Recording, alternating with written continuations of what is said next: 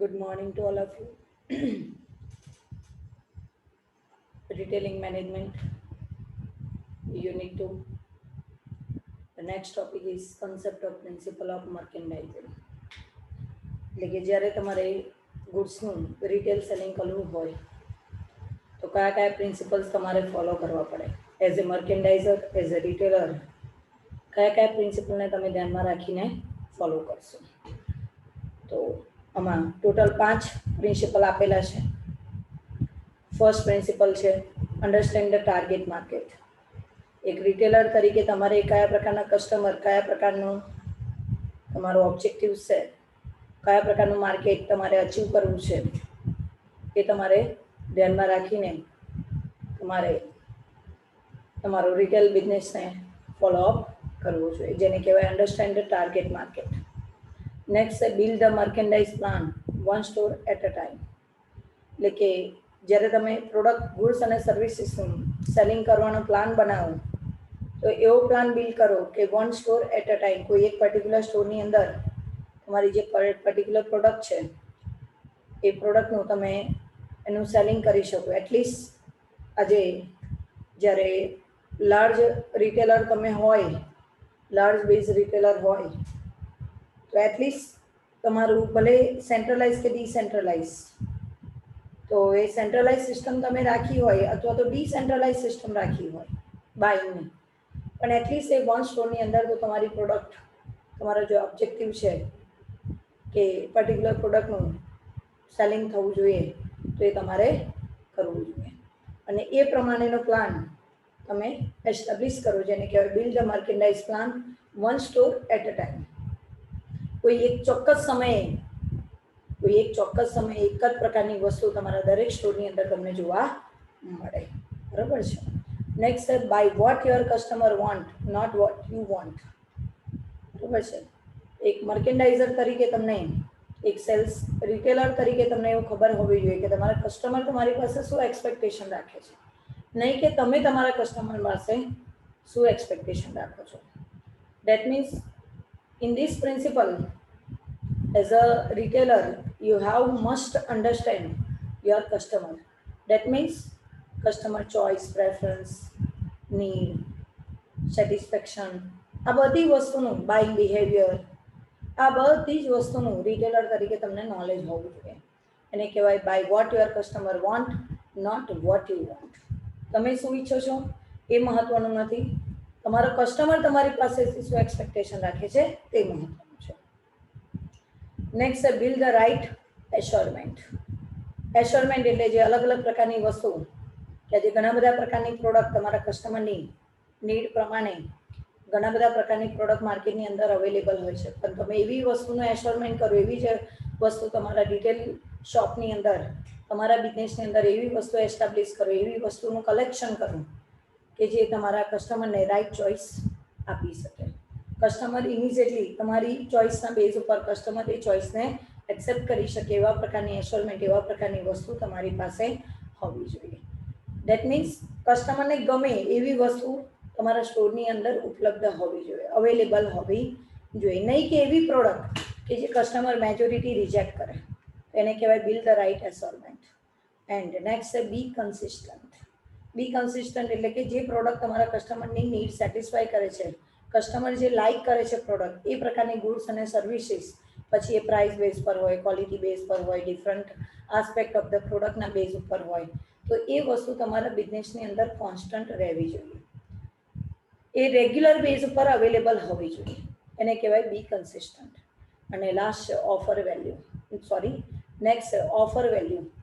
Offer value એટલે કે customer તમારી પાસેથી વધારે ને વધારે તમારી પાસેથી પ્રોડક્ટ ખરીદે, તમારો પણ ઓબ્જેક્ટિવ ફૂલફિલ થાય, એના માટે બને ત્યાં સુધી કસ્ટમરને ઓફર વેલ્યુ પ્રોવાઈડ કરો. એટલે કે અલગ અલગ પ્રકારની સ્કીમ પ્રોવાઈડ કરો, જેથી કરીને કસ્ટમરને તમારી price, goods and services low પ્રાઇસમાં અવેલેબલ બને, અને એ અવેલેબિલિટીના આધારે દરેક કસ્ટમર તમારી પાસેથી વસ્તુ પરચેસ કરે અને અલ્ટિમેટલી તમારું જે મર્કેન્ડાઇઝિંગ કન્સેપ્ટ છે ગુડ્સ એન્ડ સર્વિસીસનો એ ફૂલફિલ કરી શકાય. બરાબર છે. Next, understand the needs of the vendor and negotiate it a win win. Understand the needs of the vendor. Vendor એટલે જનરલી સેલર કહેવાય, બરોબર છે. તો અહીંયા જે તમારો સેલર પર્સન છે એ પણ અહીંયા ઇમ્પોર્ટન્ટ રોલ પ્લે કરે છે. અને એ પર્સન કેવા પ્રકારનું બિહેવિયર, આજે મોલમાં તમે જાઓ તો અલગ અલગ કાઉન્ટર ઉપર, અલગ અલગ પ્લેસ ઉપર અલગ અલગ સેલ્સમેન હોય છે. On behalf of the retailer he is also one types of vendor. અને એ વેન્ડરની નીડ શું છે, જેથી કરીને if you want to understand the need of the vendor, they have to understand with your need. અને એ જે કન્સેપ્ટ છે એના આધારે તમે તમારા વેન્ડરને સેટિસ્ફાઈ કરો. તમારો વેન્ડર તમારા વતી ઓન બિહાફ ઓફ યુ, કે તમને તમારે જે અચીવ કરવું છે, વિન કરવું છે, vote you want two how in your business, retail business, તો એ તમારા વતી on behalf of you vendor તમને અચીવ કરી આપે, બરાબર છે. તો જેટલી ઇન્ફોર્મેશન તમે, જેટલું તમે વેન્ડરને પ્રોટેક્ટ કરશો, તો વેન્ડર તમારા વતી કસ્ટમર સાથે વિન ટુ વિન આસ્પેક્ટ પ્રમાણે એ કસ્ટમરને જીતવા માટે એ પોતે વિન ટુ વિન એટલે એ કસ્ટમરને એટ્રેક્ટ કરે. કસ્ટમર જેટલા વેન્ડર અટ્રેક્ટ થાય વેન્ડર દ્વારા, તમારા સેલ્સમેન દ્વારા, તો તમે સેલ્સમેનને સેટિસ્ફાઈ કરો, તો એને વિન વિન કોમ્પિટિશન કહેવાય, નેગોશિએશન કહેવાય. જેટલી ઇન્ફોર્મેશન તમે કસ્ટમરની પ્રોવાઈડ કરો એટલું તમારું રિટેલર તમને એક વેન્ડર તરીકે તમને પ્રમોટ કરે. તો એ કન્સેપ્ટ પણ આજે લાર્જ રિટેલર બિઝનેસની અંદર હોવો જોઈએ.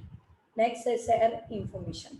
કીધું ને કે જે કસ્ટમર પાસેથી એક રિટેલર તરીકે તમે જે બધી ઇન્ફોર્મેશન કલેક્ટ કરો છો, એ ઇન્ફોર્મેશન તમારે, ઇમ્પોર્ટન્ટ ઇન્ફોર્મેશન તમારે એકબીજાને શેર કરવી જોઈએ. That means not your competitor, રાઇવલને નહીં, પણ જેની પાસેથી તમે પ્રોડક્ટ પરચેસ કરો છો કસ્ટમરના સેટિસ્ફેક્શન માટે, કસ્ટમરની નીડ શું છે, એની જરૂરિયાત શું છે, એને ધ્યાનમાં રાખીને કલેક્ટ કરેલી ઇન્ફોર્મેશન તમે તમારા મેન્યુફેક્ચરર, પ્રોવાઈડર એ બધા સાથે શેર કરો, જેથી કરીને એ પ્રમાણેની વસ્તુ એ પ્રોડ્યુસ કરી શકે અને you will get the success retailer, બરોબર છે. Next, accept date mistake happen. Accept date mistake happen એટલે કે એઝ એ રિટેલર જો કોઈ તમારી મિસ્ટેક થઈ ગઈ હોય, આજે ઘણીવાર આપણે જોઈએ છીએ માર્કેટની અંદર કન્ઝ્યુમર અને રિટેલર વચ્ચે બાર્ગેનિંગ જોવા મળે છે, ડિસ્પ્યુટ જોવા મળે છે, તો એ બધું ના હોવું જોઈએ. પણ in spite of that, if you want to attract your customer, if you remain your customer in your business, તમારે તમારા કસ્ટમરને તમારી સાથે જોડી રાખવો હોય, you have to accept your mistake. જો તમારી કોઈ મિસ્ટેક હોય, બની શકે છે, each and every time you should be, as a retailer you cannot be perfect person. તમે બિઝનેસમેન છો અને તમારી કોઈ ભૂલ જ ન થાય એ જરૂરી નથી. Sometime it may be happen કે you are not able to satisfy about the need of the customer.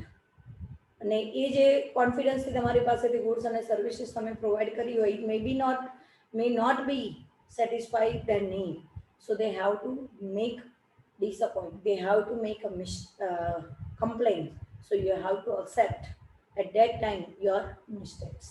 અને આ રીતે પણ તમે તમારા કસ્ટમરને મેન્ટેન કરી શકો છો. તો એક્સેપ્ટ ધેટ મિસ્ટેક હેપન, જે ભૂલ થાય એ ભૂલને સ્વીકારી લો as a retailer. And next last one, seek to surprise the customer.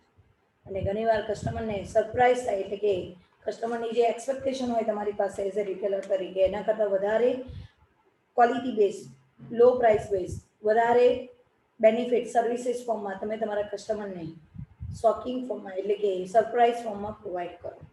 એટલે કે જે એક્સપેક્ટેશન કસ્ટમર તમારી પાસે ના રાખતો હોય એવી કંઈક સર્વિસીસ એઝ અ રિટેલર તમે એને પ્રોવાઈડ કરો. Say brings come together with, અને એ જ ઇન્ફોર્મેશન, એ જ સરપ્રાઇઝ, એ જ વસ્તુ, એ જ ફેક્ટર તમને તમારા કસ્ટમરને ક્લોઝ કરશે.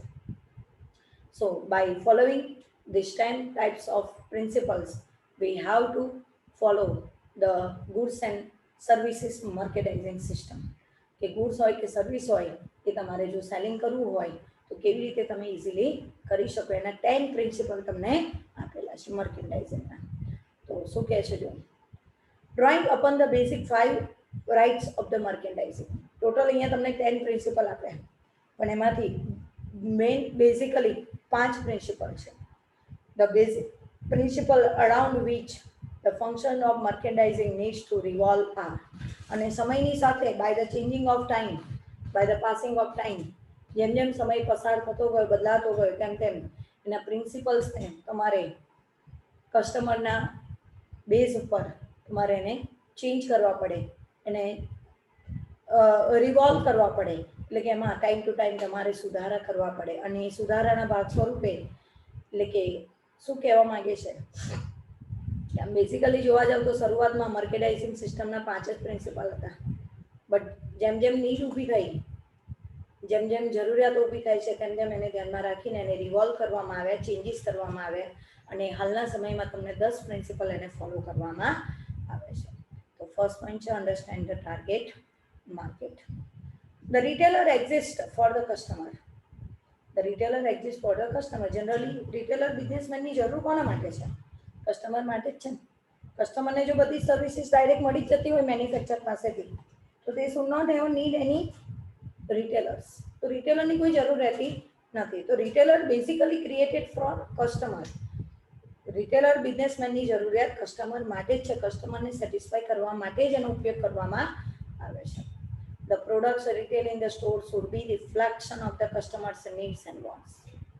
અને રિટેલર દ્વારા જે પ્રોડક્ટનું અલગ અલગ પ્રકારના સ્ટોરની અંદર, પછી એ સ્મોલ બેઝ પર હોય, મીડિયમ બેઝ પર હોય કે લાર્જ બેઝનો રિટેલર શોપ હોય, તમારી સ્ટોર હોય, અને એની અંદર જેટલી પણ પ્રોડક્ટ છે એ બધી જ પ્રોડક્ટ એવું ઇન્ડિકેટ કરે છે કે એ તમારા કસ્ટમરની નીડ છે, તમારા કસ્ટમરની વોન્ટ્સ છે, માંગ છે, ડિમાન્ડ છે, અને એને અનુરૂપ જ એને ત્યાં તમને વસ્તુ પ્રોડક્ટ જોવા મળે. દેટ મીન્સ રિટેલર એટલે the mirror of the customer, એવું કહીએ તો પણ ચાલે.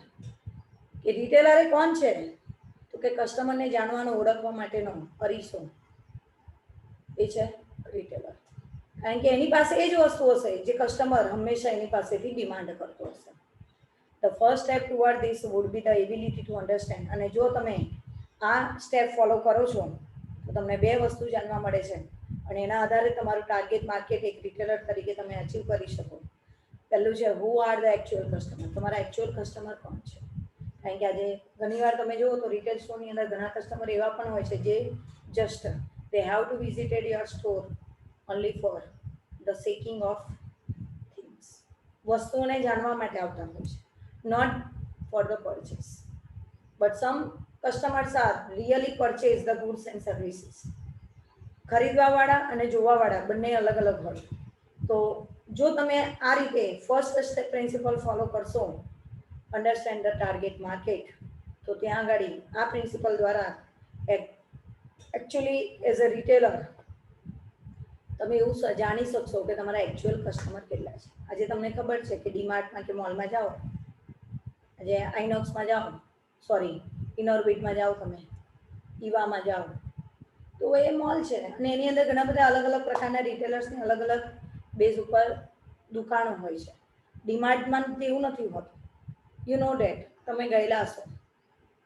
પણ એની અંદર જાઓ તો આજે ઈવા મોલમાં જાઓ કે ઇનોર્બિટમાં જાઓ કે સેવન સીઝમાં બધામાં જાઓ, તો ત્યાં આગળ આ પ્રિન્સિપલ જો તમે યુઝ કરો ને, તો you have two actually understand what is the customer.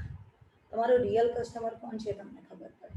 કેમ તો કે તમે ને મને બધાને ખબર છે કે આ બધા મોલની અંદર જ્યારે આપણે જઈએ ને, ત્યારે બેઝિકલી ઇન્ટેન્સ આપણો કન્ઝ્યુમરનો નથી હોતો, only for just seeking purpose હોય છે, વિઝિટ પર્પઝ હોય છે, જોવા માટે જતા હોય છે, ફરવા માટે જતા હોય છે. અને ત્યાં આગળ આ પ્રિન્સિપલ તમારા actual customer, target market clear કરવા માટે તમારા એકચ્યુઅલ કસ્ટમર કોણ છે, રિયલમાં તમારા કસ્ટમર કેટલા છે, એ જાણવા માટે આ કોન્સેપ્ટનો પ્રિન્સિપલનો તમે યુઝ કરીશું. સેકન્ડ છે which type of product date he or C actually require.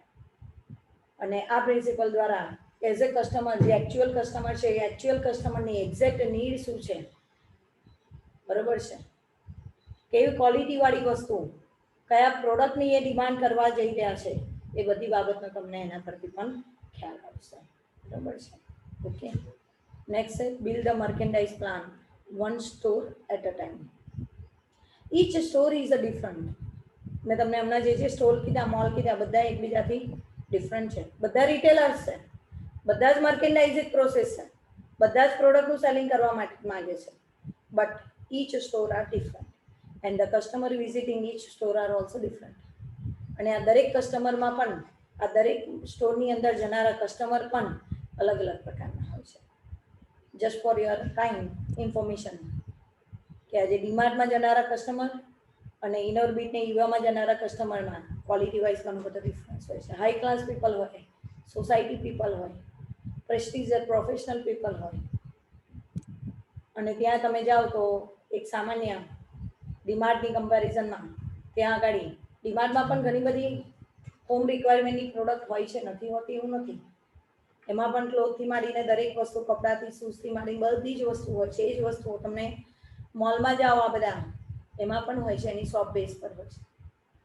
પણ એ જે કસ્ટમર હોય છે એ કસ્ટમર ડિફરન્ટ પ્રકારના હોય છે, હાઈ લેવલના હોય છે, પ્રોફેશનલ લેવલના હોય છે. જ્યારે એ જ કસ્ટમર સુપર માર્કેટ સ્ટોરની અંદર જાઓ તો હોય એવું નથી હોતું. એ જ કસ્ટમર તમે ડીમાર્ટમાં જાઓ તો હોય તો એવું નથી હોતું. There are different quality of customers. બરાબર છે. Therefore, each store have to be understood as a separate entity. અને એટલા માટે પર્ટિક્યુલર ભલે તમારો કહેવાય રિટેલ શોપ, પણ એ દરેક રિટેલરે એવું સમજવું જોઈએ કે મારી ઓળખ મારા ફોર્મની, મારા સ્ટોરની એન્ટિટી, પ્રેસ્ટીજ બધાની દરેકની સેપરેટલી અલગ અલગ હોય છે, એક સરખી હોતી નથી.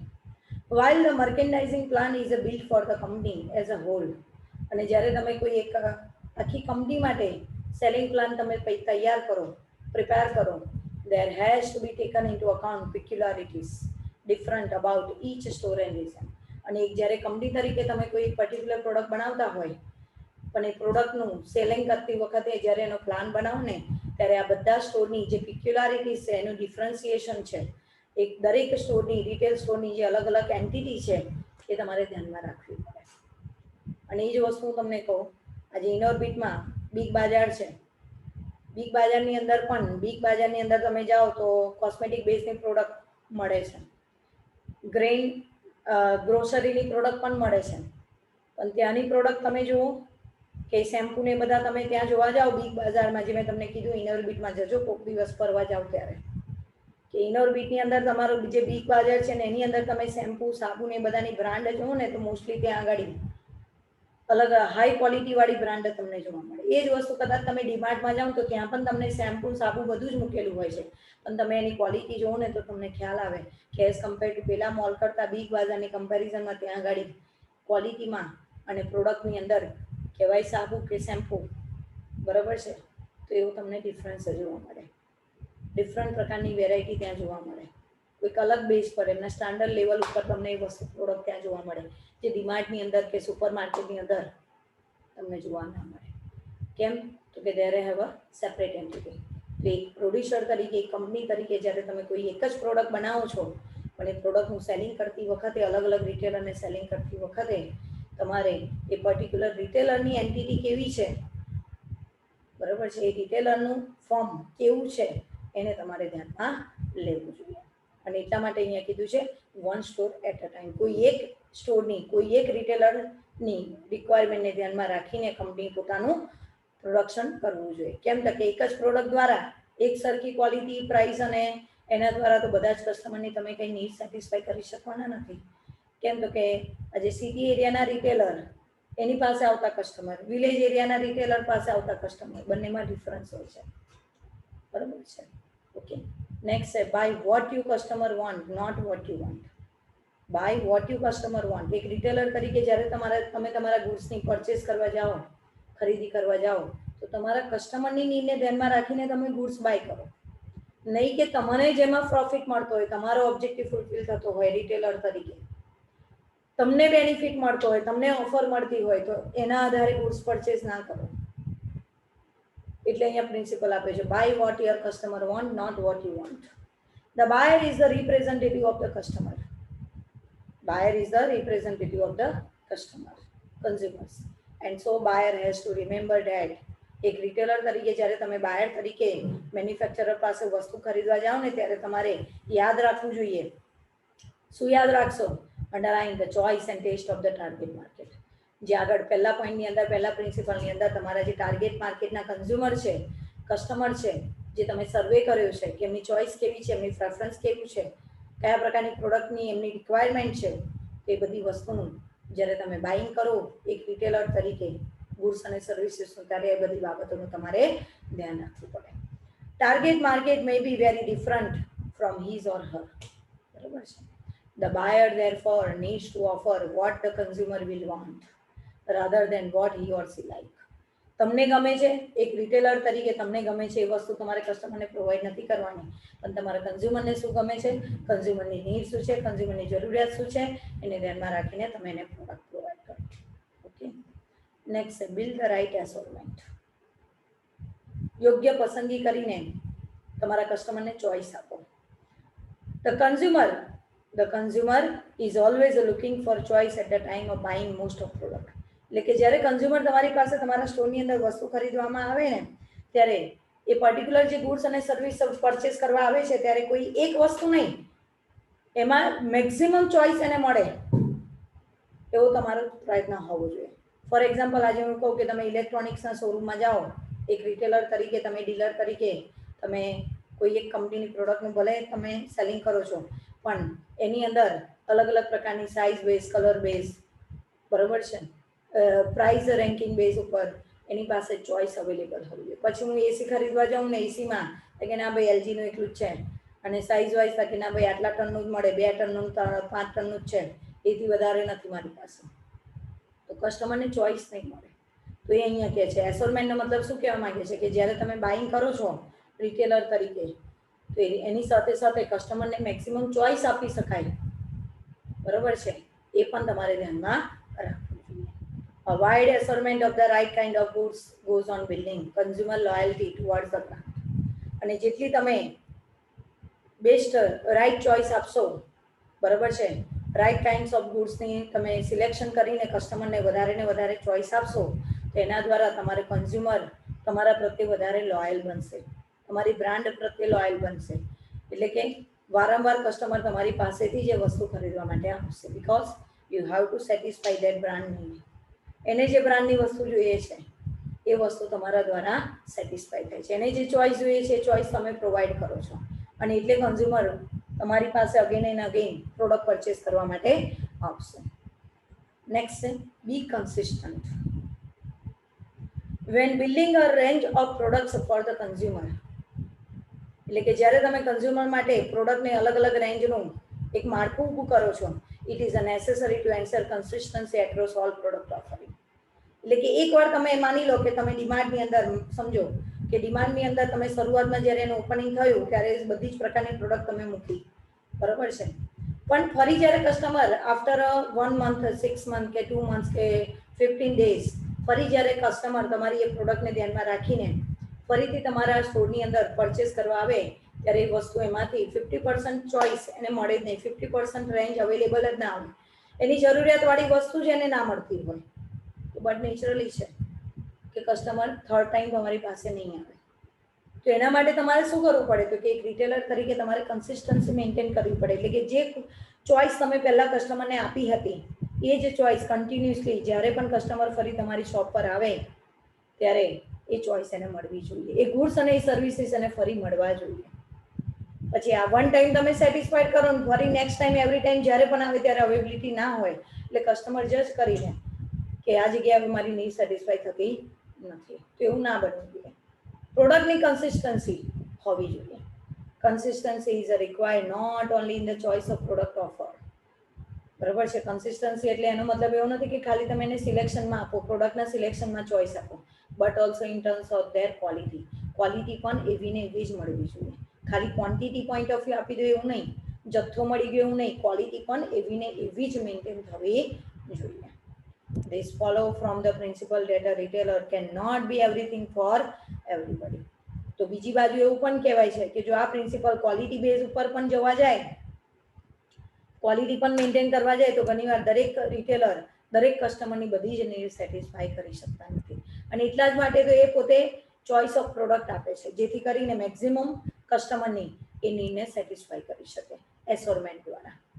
Considering the market target, retailers should be consistently offer that product and brand which create image in the mind of consumer.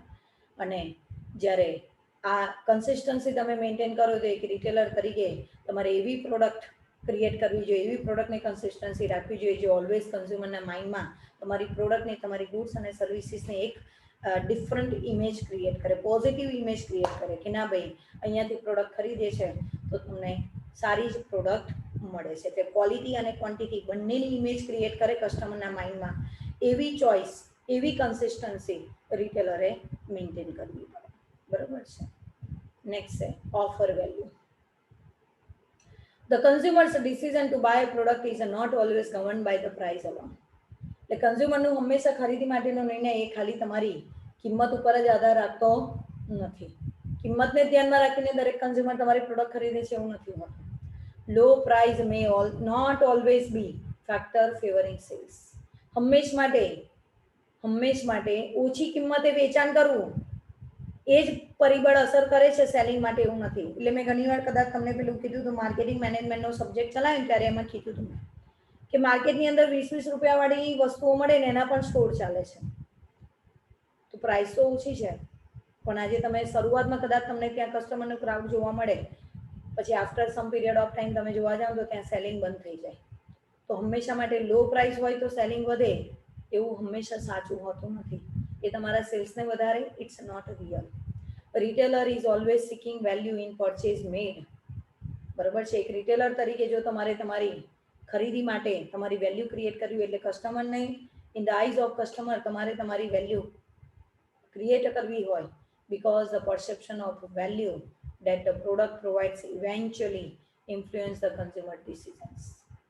બરાબર છે. કારણ કે દરેક વખતે કન્ઝ્યુમરનું જે ડિસિઝન હોય છે ને એને ઘણા બધા પરિબળો, અલગ અલગ પરિબળો અસર કરતા હોય છે, અને એ પરસેપ્શનના આધારે તમારે તમારી પ્રોડક્ટની પ્રાઇસ ડિસાઇડ કરવી જોઈએ અને એ પ્રમાણે સેલિંગ થાય એનો પ્રયત્ન કરવો જોઈએ. કસ્ટમરના પરસેપ્શન પ્રમાણે સેલિંગ થાય એવો પ્રયત્ન કરવો જોઈએ. નહીં કે એવરી ટાઈમ તમે એઝમ્પશન રાખો એક રિટેલર તરીકે કે લો પ્રાઇસ છે એટલે સેલિંગ વધશે. It's not true.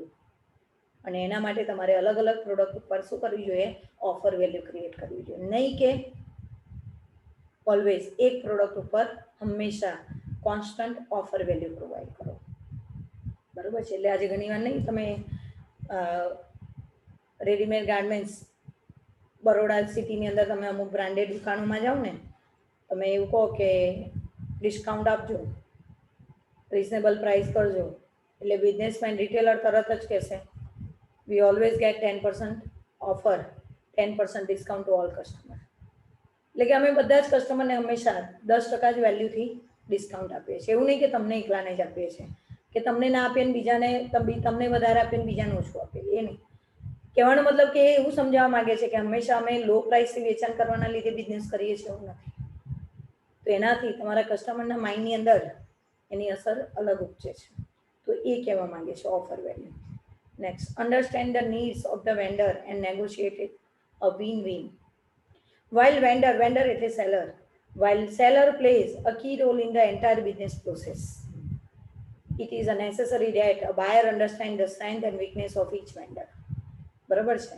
અહીંયા એવું કહેવાય છે કે રિટેલ મેનેજમેન્ટની અંદર, રિટેલ બિઝનેસની અંદર અથવા તો મર્કેન્ડાઇઝિંગની અંદર જ્યારે ગુડ્સ અને સર્વિસીસનું તમે સેલિંગ કરવાનું હોય ને, ત્યારે જે વેચનાર વ્યક્તિ હોય છે ને, એ વેચનાર વ્યક્તિ અગત્યનો ભાગ ભજવે છે. અને એક કન્ઝ્યુમર તરીકે તમે એવું ધ્યાન રાખજો કે કન્ઝ્યુમરને એક વેન્ડરની, વેચનાર વેપારીની સ્ટ્રેન્થ અને વીકનેસ બંનેનો એને અગાઉથી ખ્યાલ હોય છે. And also the factors that motivate them. અને વેન્ડરને કયા ફેક્ટર અફેક્ટ કરતા હોય છે, અથવા વેન્ડરને એવી ખબર હોય છે ઘણીવાર કે કસ્ટમરની નીડ શું છે, બરાબર છે, એને કેવી રીતે મોટિવેટ કરવો. અહીંયા કીધું ને, it is a necessary that a buyer understand. ખરીદનાર આ વસ્તુને બહુ સારી રીતે સમજે છે કે વેન્ડરની, વેચનારની સ્ટ્રેન્થ અને વીકનેસીસ કઈ છે, અને એને ધ્યાનમાં રાખીને પોતે પોતાની જાતને એઝ એ કન્ઝ્યુમર તરીકે, એઝ એ કસ્ટમર તરીકે કેવી રીતે પોતાને વસ્તુ ખરીદવા માટે મોટિવેટ કરવો એનો આધાર રાખે છે. બરાબર છે. કે આજે ઘણા વેપારીઓ જો બિઝનેસમેન જે કસ્ટમર સાથે જે કોમ્યુનિકેશન કરતા હોય છે, તો એની વાત પરથી એને ખ્યાલ આવી જાય, અને એના પરથી એને કસ્ટમરને ખ્યાલ આવી જાય, અને તરત જ એવું કહે કે I am not interested, I see the another things. કેમ તો કે ભાઈ એ જે બે વચ્ચેનું નેગોશિએશન છે, તો અહીંયા નેગોશિએશન વિન-વિન એ વસ્તુ બતાવે છે કે એક વેન્ડર તરીકે તમારે તમારા કસ્ટમરને બાય હાર્ટ એની વિલિંગનેસ જીતવાનો ટ્રાય કરવો પડે. એના માટે તમારે એવી વાતચીત કરવી પડે જે જનરલી આ એક બિહેવિયરલ કન્સેપ્ટ છે. આ 7 પ્રિન્સિપલ એ બિહેવિયરલ કન્સેપ્ટ છે કે જેના પરથી તમારા કસ્ટમરને ખ્યાલ આવી જતો હોય છે કે વેન્ડરની સ્ટ્રેન્થ શું છે અને વીકનેસ શું છે. અને એ જ ફેક્ટર એને તમારી પ્રોડક્ટ ખરીદવામાં તમને મોટિવેટ કરતા હોય છે. નહીં ઘણા બિઝનેસમેન એવું કહે કે ના ભાઈ, રિટેલર એવું કહે કે બહુ જ ટફ વસ્તુ છે, તમે આખું મીચીને વસ્તુ લઈ જાઓ, બરાબર છે, કંઈ ખામી આવે તો હું બેઠો જ છું. This is the negotiating win win system, બરાબર છે. અને એ કસ્ટમરને મોટિવેટ કરે કે ના, મારું પ્રોડક્ટ મારે, ઘણા રિટેલર એવું કે આ જ પ્રોડક્ટ મારા ઘરે વાપરું છું, આના સિવાય કોઈ બ્રાન્ડ મારા ઘરમાં હોતી જ નથી વર્ષોથી. તો આ એક તમારું વેન્ડર તરીકેનું બિહેવિયર છે, નેગોશિએશન છે, જે તમારે તમારા કસ્ટમર સાથે કરવાનો, અને એના દ્વારા તમારી પ્રોડક્ટનું સેલિંગ થાય. If the goals of the organization are consist with what the vendor seeks to achieve, બરાબર છે, a better and a long-term working relation is envisages that is possible in future.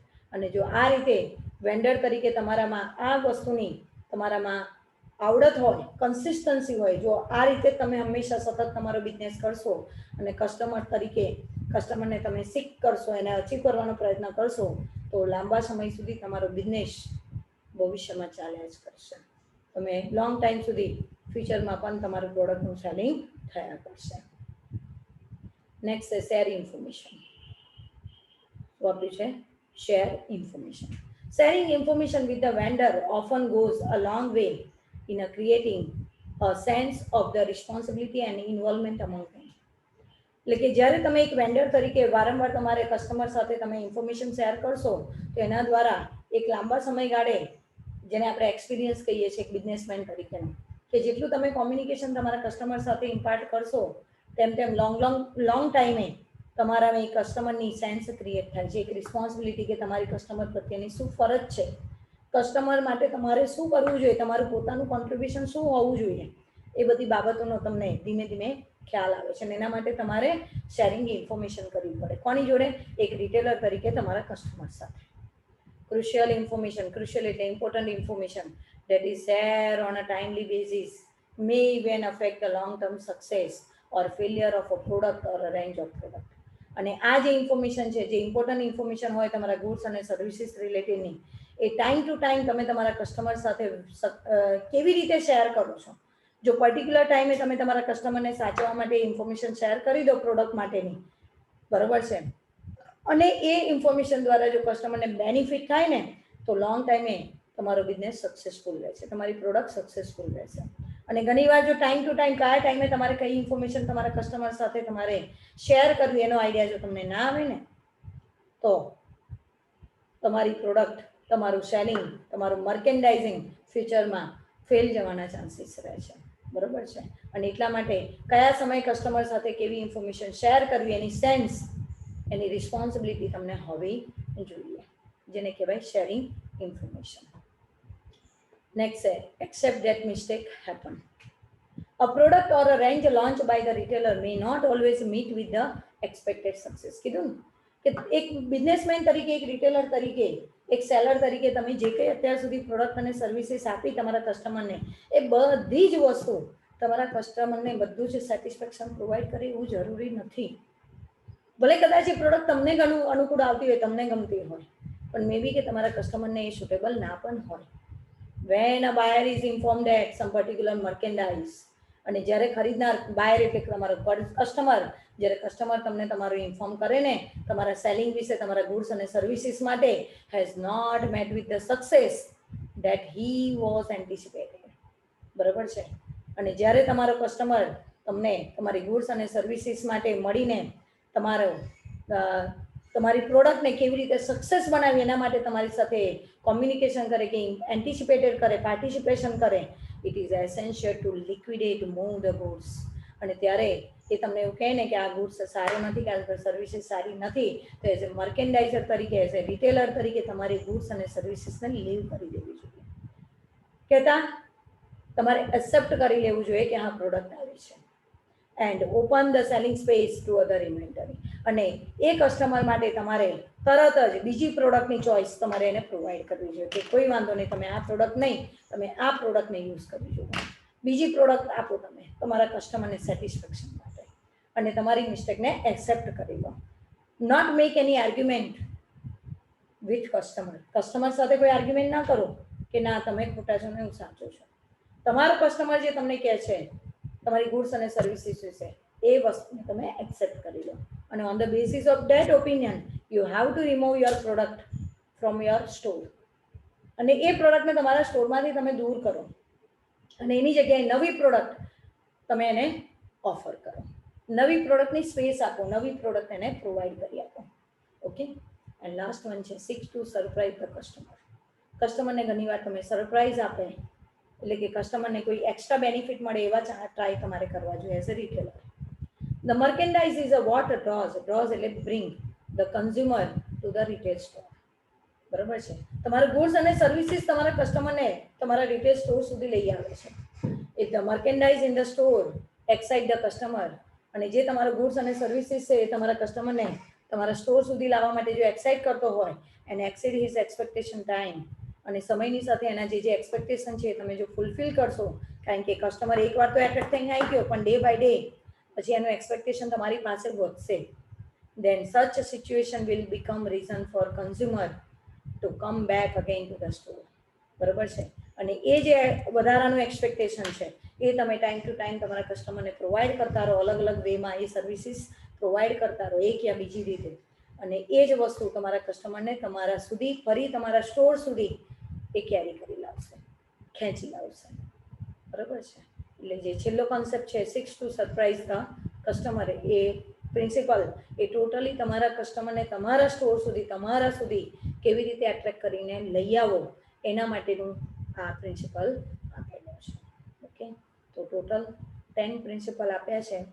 બરાબર છે, પ્રિન્સિપલ ઓફ મર્કેન્ડાઇઝિંગ એટલે કે goods અને સર્વિસીસનું selling કરતી વખતે એક પ્રિન્સિપલ, એક રિટેલર તરીકે તમારે આટલા પ્રિન્સિપલ ધ્યાનમાં રાખીને તમારી પ્રોડક્ટનું તમારે સેલિંગ કરવું જોઈએ.